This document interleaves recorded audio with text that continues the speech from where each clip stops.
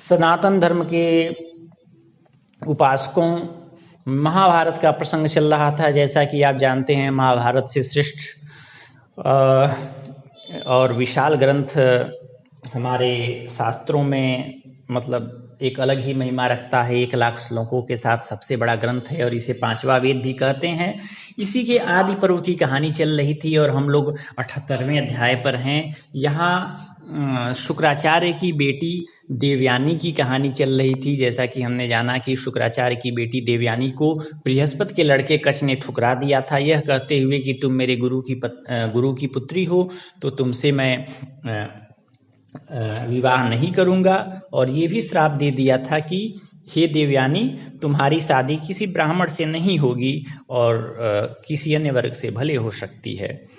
अब आगे की कहानी बताते हुए वैशंपायन जी राजा जनमेजय से कहते हैं कि हे जनमेजय, जब बृहस्पति के बड़े बेटे कच ने मृत संजीवनी विद्या सीख लिया तो वह देवताओं के पास आए और सारे देवताओं को उन्होंने मृत संजीवनी विद्या पढ़ा दिया। अब इंद्र से बोले कि हे इंद्र, अब आप लोग भी मृत संजीवनी विद्या सीख लिए हैं, अब जाइए असुरों का संहार करिए।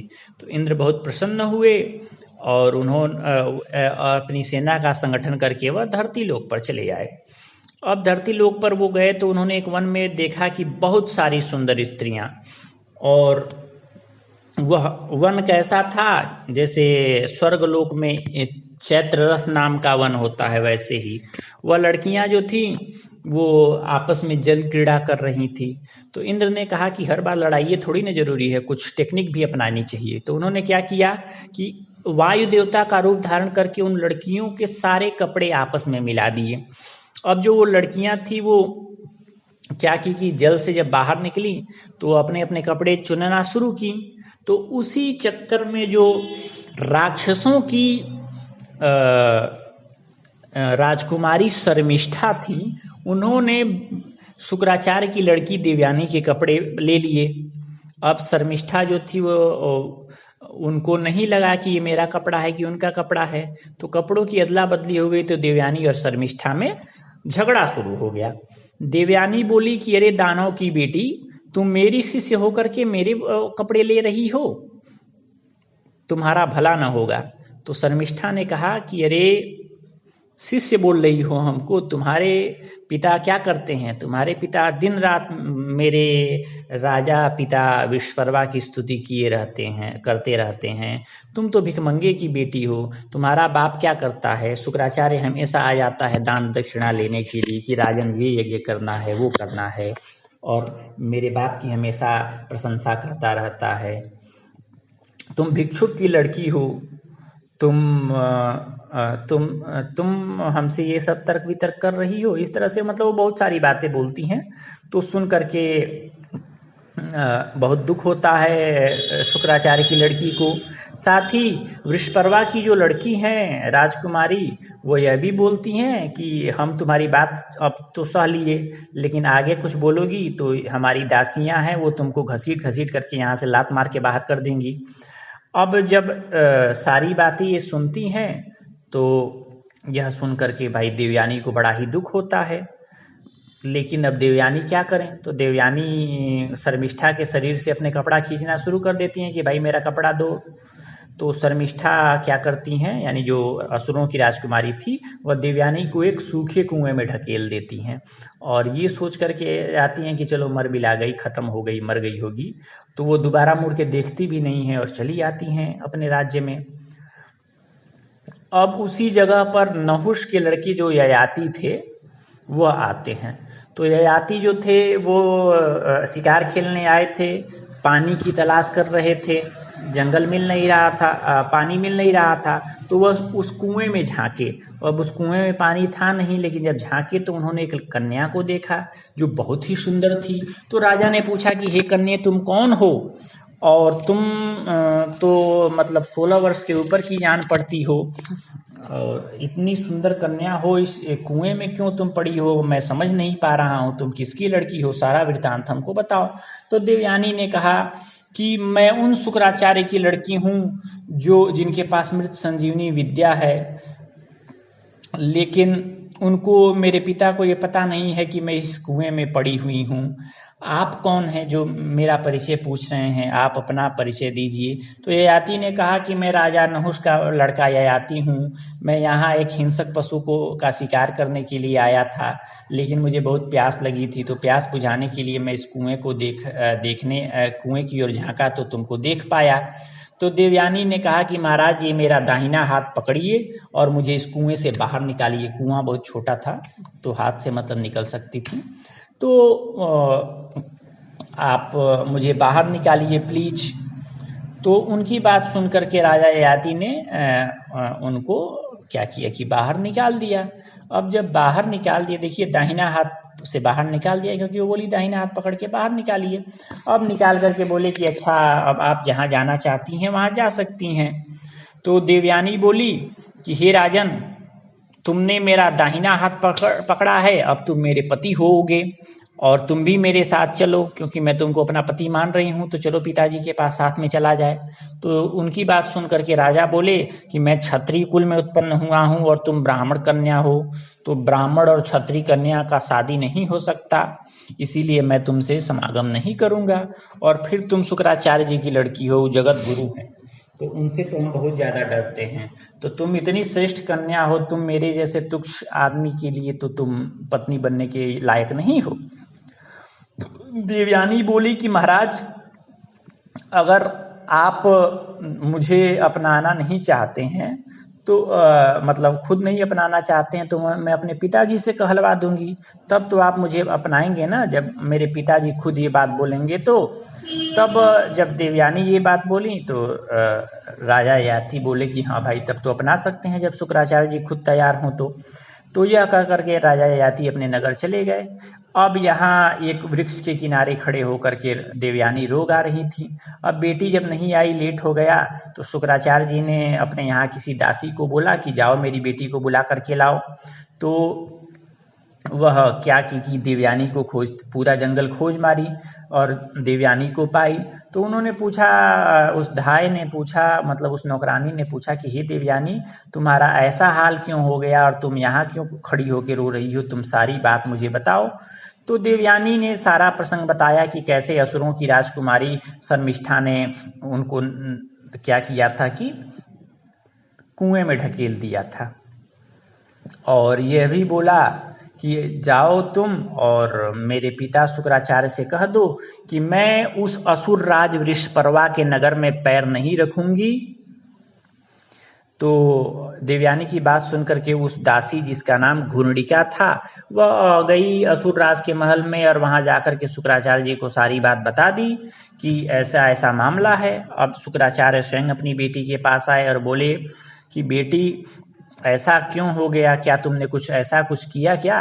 तो देवयानी बोली, पिताजी हमने कुछ ऐसा नहीं किया, लेकिन जो वृषपर्वा की लड़की शर्मिष्ठा है, राक्षसों की राजकुमारी, वह कह रही थी कि आप चापलूसी करते रहते हैं दिन भर दैत्यों के राजा वृषपर्वा की और उनसे भीख मांगते रहते हैं, और उसने मुझे बहुत अपमानित किया कि मैं भिखमंगे की लड़की हूँ।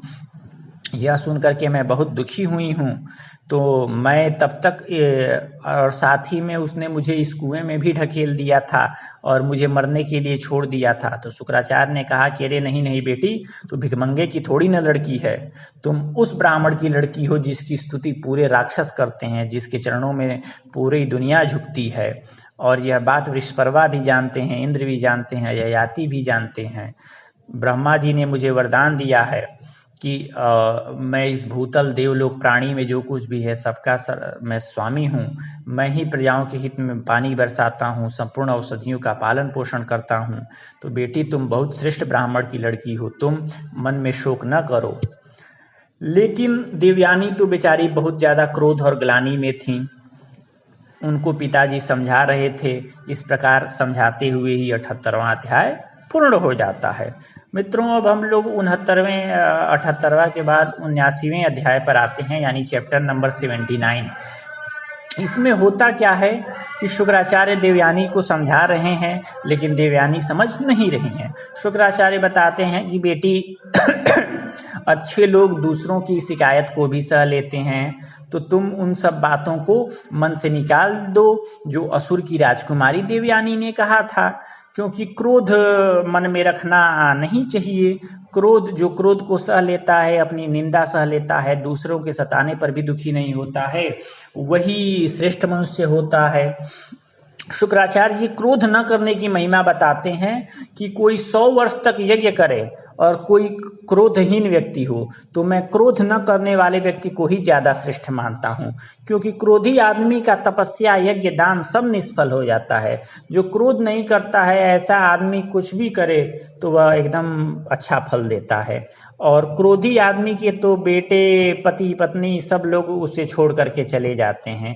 इसीलिए होशियार आदमी को चाहिए कि वह क्रोध न करे। तो देवयानी कहती है कि पिताजी आपकी बातें मैं समझ रही हूँ, लेकिन कुछ धर्म अधर्म आपके चरणों में रह करके मैं भी जान चुकी हूँ, तो इसीलिए मैं ये कहना चाहती हूँ कि इन असुरों के बीच में मैं रहना नहीं चाहती हूँ, क्योंकि ये जो अच्छे लोग होते हैं वो ऐसे कपटी असुरों के बीच में नहीं रहते हैं, इनका आचरण ठीक नहीं है। तो सारी बातें बताती हैं और ये भी कहती हैं कि जो बातें वृषपर्वा की लड़की शर्मिष्ठा ने कहा है वह अब भी मेरे हृदय को मथ रहा है, और जब तक मेरे दिल में ये बात रहेगी तब तक मैं उस नगर में पैर नहीं रखूंगी, क्योंकि कड़ू वचन से खतरनाक चीज कोई नहीं है, क्योंकि कड़ू वचन सीधे दिल पर लगता है, और उसी तरह मैं भी बहुत आहत हूँ।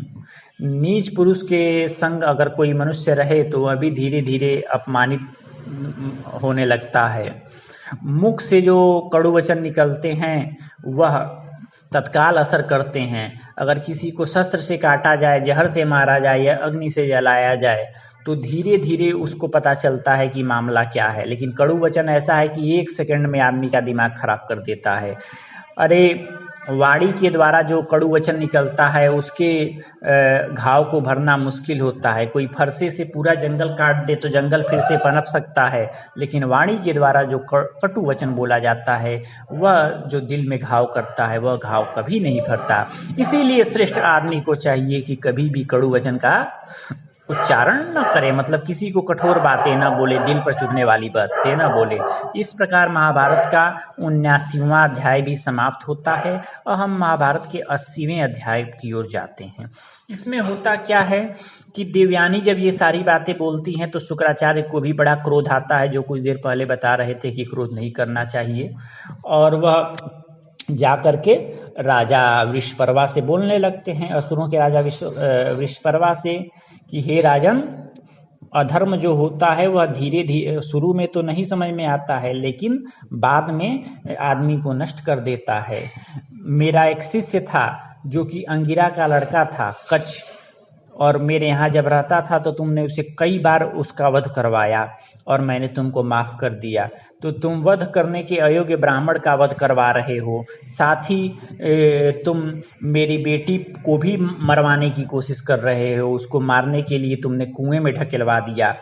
तो इन 2 हत्याओं के चलते मैं तुमको और तुम्हारे सारे राक्षसों को छोड़ करके यहाँ से चला जाऊंगा। अब मैं तुम्हारे राज्य में और तुम्हारे साथ एक क्षण भी नहीं रुकूंगा, और तुम मुझको अपना चापलूस भी बुलवाते हो कि मैं तुम्हारी स्तुति करता हूँ। तो विश्वकर्मा ये सब बात सुनकर एकदम डर गए। महाराज, ऐसा आपने कैसे बोल दिया कि मैंने शर्मिष्ठा को बोल करके आपकी बेटी को पिटवाया या अपमान करवाया है?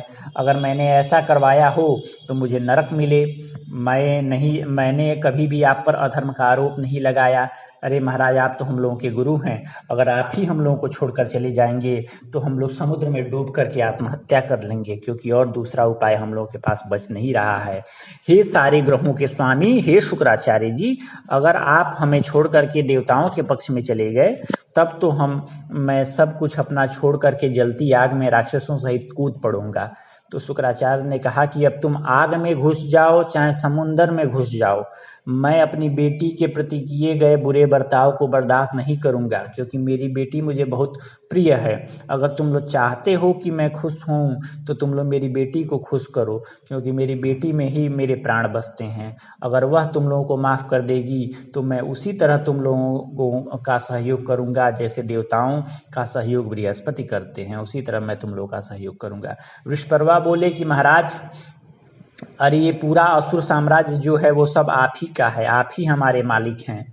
तो शुक्राचार्य जी बोले कि जो चाहिए वो दे करके आप अपनी बेटी को संतुष्ट करिए। शुक्राचार्य जी बोले अगर ऐसी बात है कि तुम दैत्यों का जितना धन वैभव है उसका मालिक मैं ही हूँ, तो तुम लोग इन धन वैभवों का यूज करो और कोशिश करो कि किस विधि से मेरी बेटी देवयानी खुश होती है और जैसा वो कहे वैसा आचरण करो। तो शुक्राचार्य के ऐसे कहने पर विश्वकर्मा खुश हुए और बोले कि महाराज ऐसा ही होगा। और वो भी पहुंचे देवयानी के पास, लेकिन देवयानी बोले कि हे राजन, देवयानी से शुक्राचार्य बोले कि राजा विश्वकर्मा ने कहा है कि पूरा जो असुरों का संपत्ति है वो शुक्राचार्य जी का ही के चरणों में ही है। तो देवयानी बोली कि नहीं नहीं पापा, तुम्हारे कहने से मैं बात नहीं मानूंगी, विश्वकर्मा जी मेरे सामने अपने मुंह से बोलें तब मानूंगी। तो विश्वकर्मा ने कहा कि हाँ देवयानी बेटी, ये सारी संपत्ति तुम्हारी ही है, जो तुमको चाहिए वो ले लो, लेकिन कृपा करके क्रोध का त्याग करो और नगर में प्रवेश करो। तो देवयानी ने कहा मैं चाहती हूँ कि हे असुरराज, मैं चाहती हूँ कि आपकी जो बेटी शर्मिष्ठा है वह 1000 कन्याओं के साथ मेरी दासी बन करके रहे, और जहाँ मेरे पिताजी विवाह करेंगे वहाँ वह भी दासी बन करके मेरे साथ जाएगी। अब यह सुनकर के विश्वकर्मा ने कहा, नौकरानियों को बुला करके कहा कि जाओ शर्मिष्ठा को बुला करके लाओ, और शर्मिष्ठा को वही करना चाहिए जो शुक्राचार्य जी की बेटी देवयानी कह रही हैं। अब प्रसंग यही है कि अगर कुल की रक्षा के लिए एक इंसान का त्याग करना हो तो त्याग कर देना चाहिए, गांव के भले के लिए कुल को छोड़ देना चाहिए, जनपद के भले के लिए गांव को छोड़ देना चाहिए। मान लीजिए कि आप ऐसे आदमी हैं अपने गांव जाना चाहते हैं, लेकिन आपके जाने से आपके यहाँ दंगा होने का आशंका हो तो मत जाइए, हालांकि ऐसे आदमी बनिए भी मत कि दंगा हो। तो इसमें बताया गया है कि आत्म कल्याण के लिए अगर पूरी धरती भी छोड़नी पड़े तो भी छोड़ देना चाहिए। इसीलिए देखते हैं कि जिनको भी भाई ईश्वर के रास्ते पर चलना होता है वो लोग जंगल निकल जाते हैं पूरे धर्म समाज को छोड़ करके। तो शर्मिष्ठा से आकर के नौकरानियों ने कहा कि हे शर्मिष्ठा, तुम्हारे पिता की ऐसी आज्ञा है, अब पूरे असुरों की रक्षा तुम्हारे ही हाथों में है, क्योंकि अगर ऐसा नहीं करोगी तो जो शुक्राचार्य जी हैं वो देवयानी के साथ क्या करेंगे कि पाताल लोक छोड़ करके चले जाएंगे, इसीलिए तुम हम असुरों की रक्षा के लिए उपाय करो। तो शर्मिष्ठा ने कहा कि अगर असुरों की रक्षा के लिए मुझे ये करना होगा तो मैं अवश्य करूंगी। तो अपने पिता की आज्ञा लेकर के वह क्या की कि शर्मिष्ठा देवयानी से बोली कि हे देवयानी, मैं तुम्हारी दासी बनने के लिए तैयार हूँ, और तुम्हारे पिताजी तुम्हारा जहाँ विवाह करेंगे वहाँ मैं भी चली जाऊंगी। तो देवयानी बोली कि अरे नहीं नहीं, तुम तो कह रही थी कि मेरे पिताजी बहुत छोटे आदमी हैं और तुम तो बड़े बाप की लड़की हो, तुम मेरी दासी बन के कैसे रहोगी। शर्मिष्ठा बोली कि अरे भाई अब रहना पड़ेगा, क्या करें, हमारे जाति खानदान के लोगों को की रक्षा जो करनी है तो इसीलिए मैं तैयार हूँ। तो इस प्रकार शर्मिष्ठा जो हैं वो दासी बनने की प्रतिज्ञा ले ली, और इस तरह से बेचारे इंद्र जी का प्लान फेल हो गया, शुक्राचार्य जी रह ही गए। तो देवयानी ने अपने पिता से कहा, हे पिताजी, अब मैं असुरों के नगर में प्रवेश करूंगी, क्योंकि अब मुझे विश्वास हो गया है कि ये असुर आप ही के विज्ञान और ज्ञान के अंदर सुरक्षित हैं और असुर आपकी बहुत ज़्यादा इज्जत करते हैं। तो इस प्रकार देवयानी शुक्राचार्य के साथ राक्षसों के नगर में प्रवेश करती हैं। और यहाँ हम लोगों ने महाभारत का 80वां अध्याय यानी चैप्टर 80 कंप्लीट किया।